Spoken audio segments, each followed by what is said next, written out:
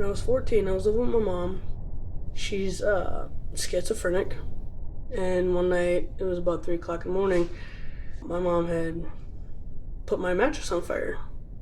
And I was put out. I was 14. I was in Lutzen, Minnesota. And in the middle of winter, I was by myself.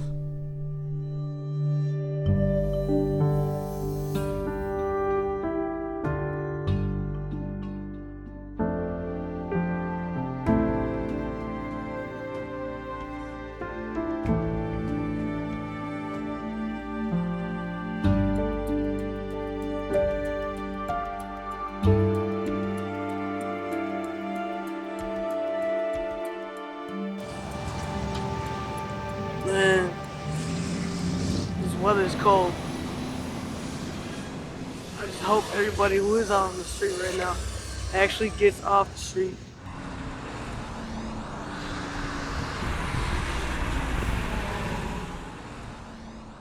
I'm gonna be getting on the 21. I have to go to the Plaza Center. I donate twice a week because I don't make enough money. But I'm not the only one that goes. The majority of the people that go that I know of are youth from 18 almost to 25. That's a big, high homeless rate of youth in the city. Okay, in front of me I have one of my friends. His name is Jose. We were at the CSL Plasma. We were donating. So Jose, how old are you? 22. You're 22? So how long have you technically been couch hopping, been homeless? Probably 3 years now. I slept outside last night, got my blanket right there now. Look at it. No gloves, your hat, but he's sleeping with a blanket. This is some of the stuff that I run into every day.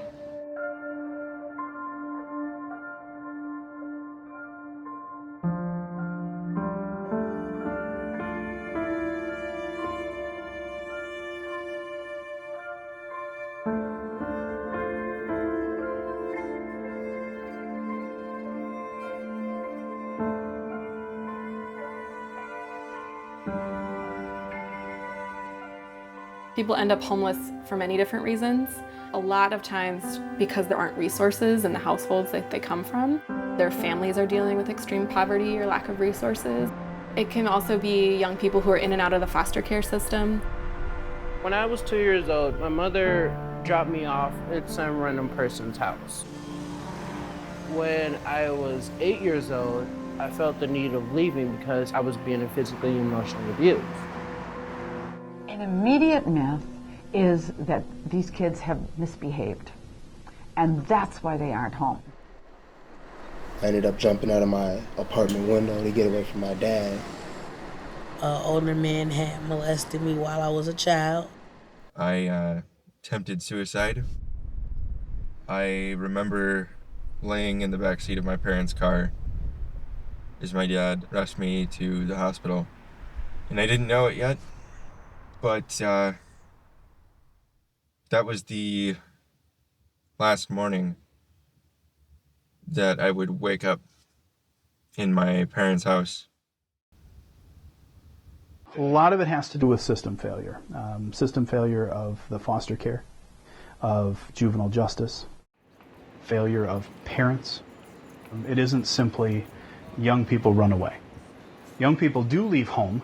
They're leaving it because there's some sort of abuse. It can also be young folks who identify as lesbian, gay, bisexual, trans, queer, who are not supported by their families. They come out to their families and they are kicked out. I was interested in boys and not interested in girls. My parents realized that, and so they couldn't handle it, and so they told me to leave. I knew beforehand I was gonna become homeless. It was just because his stepdad, he kind of ruled the house and made mom think that, you know, gay is bad. And so 18th birthday.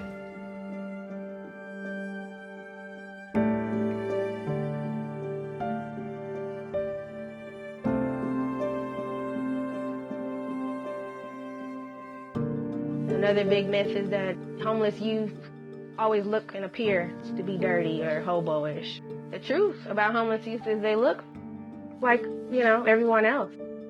I think that people would really be surprised to understand how many kids who are homeless are actually attending school. Everybody's surprised that there's a lot of homeless youth in the suburbs. They look like everyday kids, but at the end of the day, after school, they have nowhere to go. The majority of the young people I work with are pregnant or parenting, or at least have, 1 or 2 kids by the age of 22. This is more complicated than housing and employment, because this is often about family dysfunction. So this happens to middle-income kids who have housing. They're in our communities. They're couch hopping from friend to relative to co-worker. They're the ones that you see hanging out at the library from 3 in the afternoon until the library closes. They're the ones that you see hanging out at shopping malls all day. They're the ones that you see who order a cup of coffee and a Perkins and sit there for 6-7 hours. We're like the island of misfit toys. We weren't wanted by our families, or our families were really bad to us. They're supposed to love you unconditionally. They're supposed to be there for you. They're not supposed to hurt you. There's all these kids out here that are struggling to stay warm, that are struggling just to find something to eat. I was one of them kids. I used to sleep in buildings, 14 years old, breaking into abandoned houses just to sleep, man. Where do you go when you have nowhere to go? I was very scared, terrified. I wasn't nothing but 13 out there starting off. I had no food, no money, no transportation. There'd be times I'd fall asleep on the bus or I'd ride the light rail till like 4 in the morning when they stop running, and then I'd find a bus stop to crash out at. I ended up sleeping at the Uptown transit station every night for 3 months. I had to sleep on park benches and bathrooms in the downtown buildings, and a lot of times I got kicked out of those buildings, so I had to actually go outside and sleep in the rain and in the cold. Basically, if you don't secure a place, you're sleeping outside. So you definitely try to just people please at that point. Anything at that point is fair game. When you're homeless, you're at risk for a lot of things. You're more vulnerable to gangs, being involved in sex trade, or being sexually exploited. Started doing pretty much anything to get $1. Some days maybe I prostituted and go or panhandle and ask somebody for change here and there. Or I go steal some food from the corner store.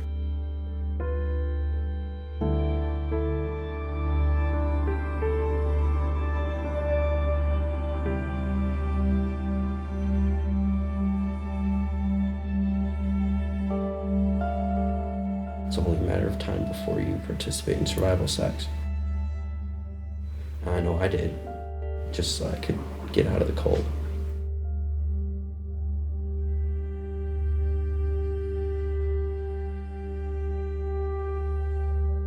There's things I'm not proud of that I've done.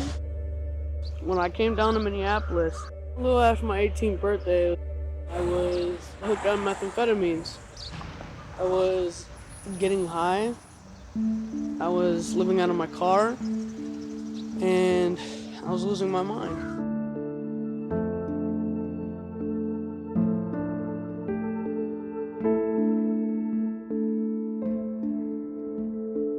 By that time, I was homeless for over 4 years. There's a term called being perpetually homeless. And up until around the age of 25, that's exactly what I was. I didn't have a stable home environment, and I didn't have the skills to prepare myself for transitioning into something. When you don't have a stable place to stay, it's really hard to do anything. You know, when day to day you're worried about where you're gonna put your head at night, it's kind of hard to worry about going to school tomorrow or graduating or getting back to school or getting a job or moving forward really in any way. There is an internal struggle that happens when you're homeless that also inhibits your ability to succeed, because you are at that moment the one thing that society says that you should never be.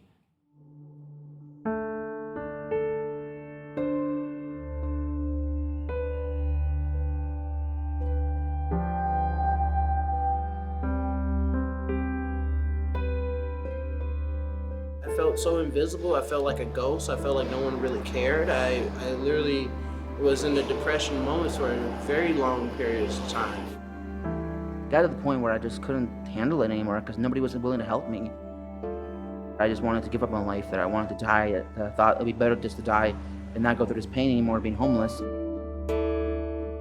The biggest challenge is just finding the motivation to stay alive. Finding a dream, finding that future.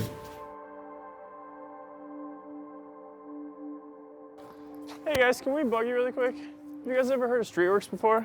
No. It's all just services for young people, centered around like shelter and housing. So if you guys... Street outreach is something that's done across the country and across the world. It's a really effective way to reach people where they're at and connect them to services that could potentially be helpful.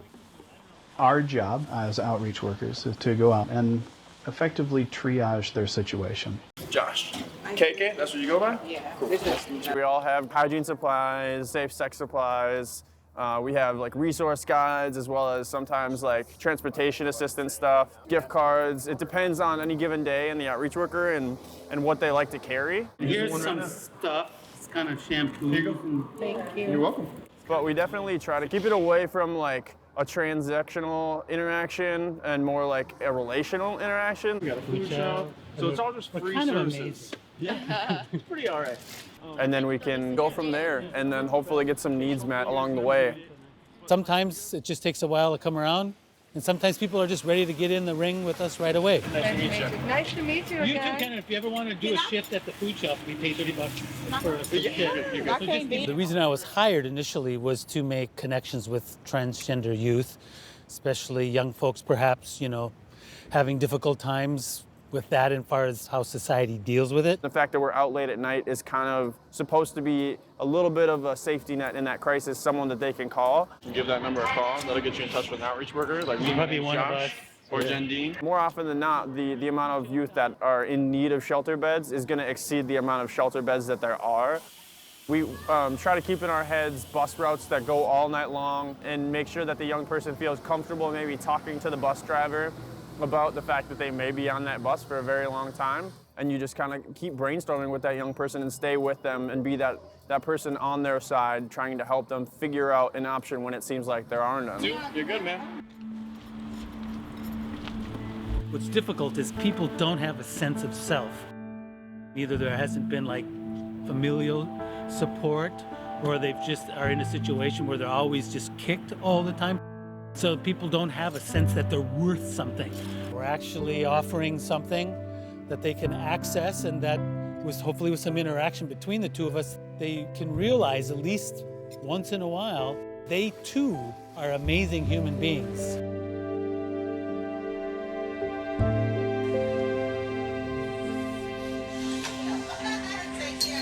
A lot of what people just need.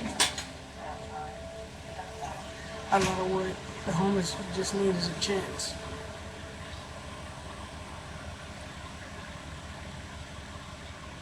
A lot more of them would do a lot more and greater things if they did have a chance. You have a nice day. Thank you so much.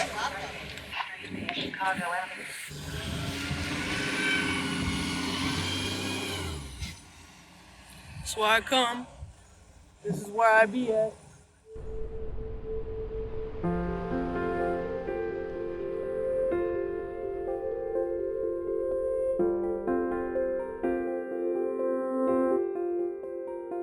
All right, we got a big day. Full Cycle Bike Shop. Let's check it in.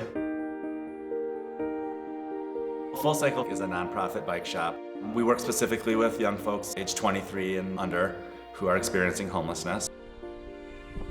bike shop actually gives me more of an opportunity to reach out for resources, to help myself, to help others.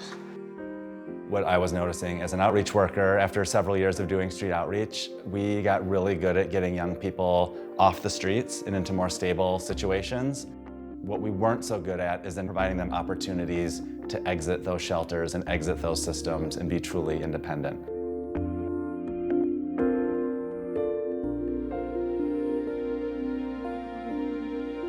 So, well, we all know Alex. Oh, you know, we got the intern bikes over here. This is my intern bike, it's lovely. Satan himself would sell his soul for this beast. Oh, I know, it's awesome, isn't it? Look at this beautiful bike. This right here is my intern bike. Right. I'm trying to think of a name for it. You got any ideas? Dude, I have no clue. Like Betsy or something? I don't know. And that's Tyler. That's Tyler. Gotta love him, you know. Everyone's got a really different story and a really different set of circumstances. And for us, that's part of our job, is to get to know those young folks and where they're coming from and how to provide them with opportunities, not to try to fix what happened in the past, but to give them opportunities to move forward in a different way. I became homeless in the 6th grade when my mother was deported. She was taken back to Mexico and I was kind of left fending for myself. Full Cycle taught me how to be self-efficient, really. They gave me the resources I needed to find a way. And the biggest thing they gave me was a bicycle, so I could get around. They didn't just give me a bike, they taught me how to fix the bike. When it's not so tight, it's actually going to be further out on the axle, so it's going to help us. I basically was at my wit's end with trying to find a stable work environment, and Full Cycle gave me that when I didn't have one, and it also provided me with a skill. What you and I will do is, or you're going to do it because you actually can do it now. At this point, you can adjust it so it's perfect. So it doesn't, so it's not loose, but that it spins really smooth. My house burned down on Christmas Eve. I don't know how the fire started. Like, I didn't even have a coat or no shoes or nothing after that. 15 was your guess? You feel confident? They give us a job, and they full of bikes here, full of joy. Yeah, look at that. See, only a bike mechanic would know that. I like it, and I can see me going somewhere with it. I told somebody I was a bike mechanic yesterday. You should. Because I am. I know. I plan to make it to the top. I am working on my brakes. I'm working on my lowrider has 3 gears on it. Like 1, 2, 3. I mean, I gotta put this to there, but like the only way I can explain that damn near every one of us here, we're here because we love bikes, man. You know, It's all about the bikes. It's all about the bikes. It's a release. It's a way to relax. It's a way to, it's an escape. Good, 2 points. Hey, air high five, yeah. This is where you input the items. We also spend 1 day a week just working on basic professionalism. It taught me to keep a job, but at the same time, be more positive and friendly and all that, stuff as a person, which worked out, obviously. We want our young people to have the skills when they graduate from Full Cycle to be prepared to move into whatever job they choose next, whether it's in the cycling industry or not. Oh, if you're applying for like a restaurant kind of thing, you can make your resume look like a menu. Yeah.